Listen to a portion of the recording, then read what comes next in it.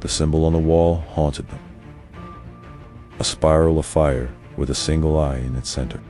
No one in the group recognized it. Not Kai, not Sora, not even Malik, who'd grown up on the streets and knew every gang mark and rebel sign in the city. It wasn't rebellion, it was something older.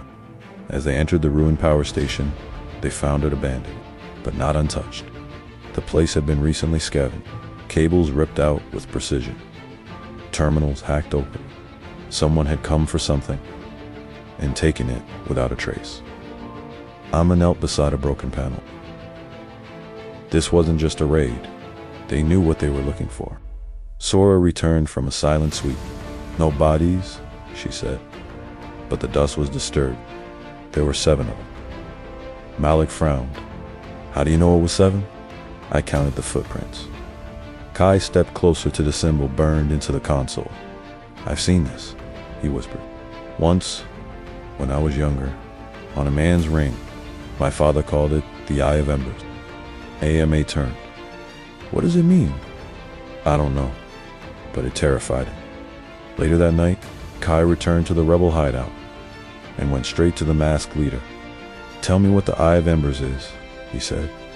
The leader was silent for a moment, then slowly removed his mask. Kai stared. The leader wasn't just a rebel. He was once a general, a defector. You weren't ready to know, the man said, but you've earned the truth. He motioned for Kai to sit. The Eye of Embers was a secret faction within the Central Authority. Not soldiers, not politicians, something deeper. They believed the world must be burned and controlled through fear, through silence. They were behind the purges. The bombings, the loss of your family. Kai clenched his fists. They've returned, the leader continued. And if they've come for the power station, it means they're preparing something massive. Suddenly, an alarm blared through the hideout. The rebel network was under attack. Screams echoed from the west tunnel. Explosions lit the underground. Dust filled the air. Dozens of rebel cells had been simultaneously ambushed. It's coordinated, Sora said, gripping her daggers. Too precise.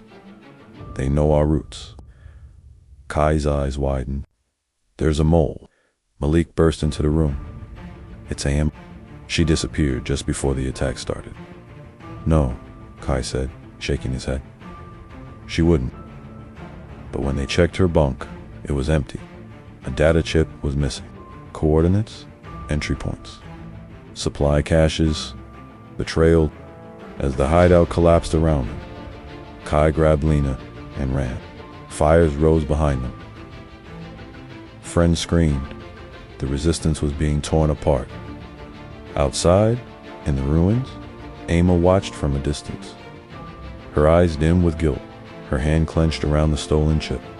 Beside her stood a figure in red robes, a spiral of flame tattooed into his neck, one eye covered with a metal lens. You've done well, the man said. Ama whispered, I didn't do it for you. I did it to protect them. To protect Kai. The man smiled. But protection always has a price. Back in the smoldering hideout, Kai stood before the flames. His world was burning again, just like before. Only this time, he wasn't the helpless boy watching it happen. This time, he was the fire.